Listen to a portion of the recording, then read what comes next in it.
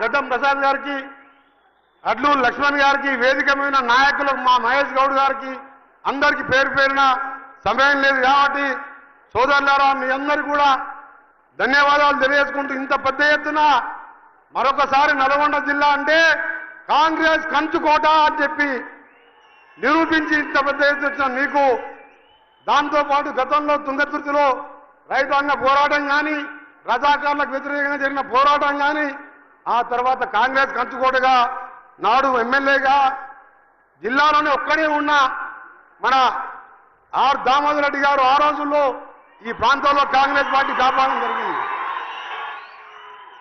మళ్ళా 2 సార్లు మధ్యలో మన అద్దంకి దయాకర్ గారు సోదరుడు అత్యధిక మెజార్టీతో ఓడిపోయినా 2 సార్లు నన్ను రాజగోపాల్ రెడ్డి గారిని ఎంపీగా గెలిపించడానికి మీరెంతో కష్టపడి పనిచేశారు. ఆ తర్వాత మొన్నటి ఎన్నికల్లో ఇప్పుడు ఈ రోజు జన్మదినం జరుపుకుంటున్న మీ ఎమ్మెల్యే గారు నా దగ్గరికి వచ్చి 100 మంది తీసుకొచ్చి నేను కాంగ్రెస్ పార్టీ జాయిన్ అయితే నాకు టికెట్ ఏమొద్దు, నేనన్నా సీఎం గారు పిసిసి ప్రెసిడెంట్ గారి సమక్షంలో జాయిన్ గా అని చెప్పిన నాకు టికెట్ వచ్చు సార్, నాకు ఏమైనా మీ ఆశీర్వాదం కావాలంటే నీకు తప్పకుండా మంచి రోజులు ఉన్నాయని చెప్పి వారిని ఆశీర్వదించి మీరందరూ కూడా 60,000 మెజార్టీతో గెలిపించడం జరిగింది.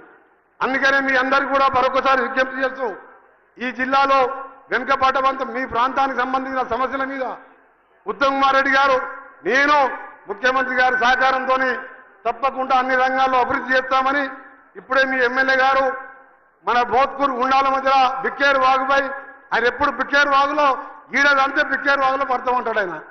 ఆ బిక్కేరు వాగు బ్రిడ్జి కూడా మొన్ననే శాంక్షన్ చేయడం జరిగింది. నిన్న ముఖ్యమంత్రి గారు చెప్తే ఆర్ఎన్బి ఆఫీసులు ఆర్ఎన్బి డిపార్ట్మెంట్ నుంచి అర్వపల్లి నాగారంలో police station MRO MDO office కూడా 11 కోట్లతోని ఈ రోజే శాంక్షన్ కూడా చేయడం జరిగింది. త్వరలో ఆ పనులు కూడా మొదలు పెడతామని తెలియజేసుకుంటూ మనం చేపట్టిన సంక్షేమ కార్యక్రమాలు సివిల్ సప్లైకి సంబంధించిన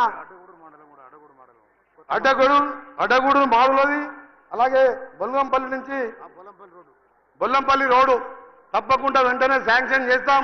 హ్యామ్ పథకం ద్వారా రాష్ట్రంలో ఆర్ఎన్బిని 12,000 కిలోమీటర్లు 12,000 కోట్లతోని పంచాయతీరాజ్ రోడ్లని ప్రతి గ్రామం నుండి మండలం వరకు బీటీగా మారవడానికి 17,000 కోట్లు, ఆర్ఎన్బి శాఖకు 12,000 కోట్లతోని మొదటి దశలో 4,600 కోట్లతోని త్వరలోనూ ముఖ్యమంత్రి గారి ఆలోచన ప్రతి గ్రామానికి మట్టి రోడ్ ఎక్కడ ఉండకూడదు, ప్రతి గ్రామానికి బీటీ రోడ్ ఉండాలని హ్యామ్ మోడల్లో తీసుకున్నాం.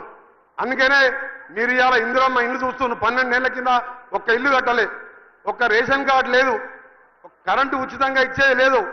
తెలంగాణ వచ్చిన వారి కోసం పేద ప్రజల కోసం ఇందిరమ్మ రాజ్యం ప్రజాపాలన తెస్తామని ఆ రోజు ముఖ్యమంత్రి గారితో సహా ఇలా మంత్రులందరినీ కూడా 24 గంటలు కష్టపడుతున్నాం.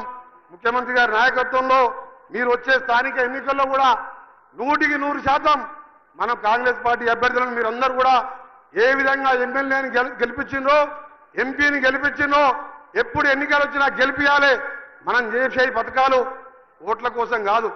తెలంగాణ ఇచ్చిన సోనియా గాంధీ దేవతలాగా ఆంధ్రాలో మొత్తం పార్టీ పచ్చిపోయింది, ఒక్క వార్డు మెంబర్ లేడు. ఎందుకు ఇచ్చింది? 4 కోట్ల పేద ప్రజల కోసం. ఆ రోజు ఇందిరమ్మ గరీబా హటావా అంటే అదే సోనియమ్మ మన్మోహన్ సింగ్ ప్రధానమంత్రిగా ఉపాధి హామీ 100 రోజుల కూలీ పెట్టి ఇలా పేదవాడు 2 పూటలు అన్నం తింటున్నాడు. రాజశేఖర రెడ్డి గారు 2004లో ముఖ్యమంత్రిగా ₹1,00,000 20 ఏళ్ల కింద ఇందిరమ్మ ఇల్లుకు ఊరికి 100-200 ఇల్లు కడితే ఇలా రేవంత్ రెడ్డి గారు అలాగే మన ప్రభుత్వం 5 లక్షలతో ఇల్లు కూడా పునాదులు వేసుకుంటున్నాం. అందుకనే సోదరులారా 10 ఏళ్ళు మోసం మాటలతో కాలం గడిపించినారు, అప్పులు చేతికిచ్చినారు, అయినా ఈరోజు ఆర్థికంగా ఇబ్బందులున్నా ఈ కార్యక్రమాలు చేస్తున్నామని తెలియజేసుకుంటూ తప్పకుండా ఇంకా 20 నెలలు కూడా కాలే మన ప్రభుత్వం వచ్చి, ఈ 40 నెలలు ఉంటాం, ఆ తర్వాత మరో 60 నెలలు ఉంటాం. తప్పకుండా 10 ఏళ్ళు మన పార్టీ అధికారంలో ఉంటుంది. ప్రతి అభివృద్ధి కార్యాన్ని ప్రతి గ్రామాన్ని అభివృద్ధి చేసే బాధ్యత తీసుకుంటామని తెలియజేసుకుంటూ మరొకసారి మీ అందరికీ కూడా మన ముఖ్యమంత్రి గారికి పెద్ద ఎత్తున స్వాగతం పలికినందుకు మీ అందరికీ ధన్యవాదాలు తెలుసుకుంటూ జై హింద్, జై తెలంగాణ, జై కాంగ్రెస్. Thank you sir. జిల్లా ఇన్ఛార్జి మంత్రివర్యులు గౌరవనీయులు అడ్లూరి లక్ష్మణ్ కుమార్ గారు.